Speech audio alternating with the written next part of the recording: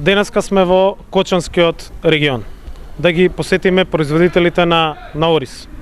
Она што денеска низ неколкуте средби овде го констатиравме е високите трошоци за производството на ориз, ниската историска цена на оризот и неисплатените субвенции.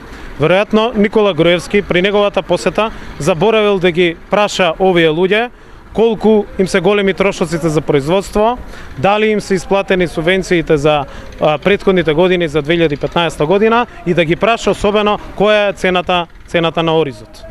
И одовде повторуваме, субвенциите да се исплатат веднаш. Груевски да не манипулира со дополнителни субвенции, бидејќи и тие што им следуваат за 2015 година не им се исплатени. Нема земјоделец кој што има добиено субвенции и овде.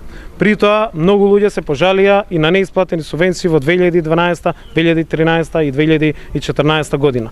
Груевски, исто така, наместо да манипулира со јавноста, наместо да манипулира со маката на земјоделците, да одговори на уште едно прашање. Зошто 3 дена молчи за случајот кој што го објавивме од Министерството, а тоа е огромниот скандал со доделување на државно земјиште од страна на раководителот на неговата подрачна единица во Битола, Илија Србиновски. Колку субвенции има добиено овој човек и неговата сопруга и кои се сите искористени средства од страна на програмите на владата на овој раководител.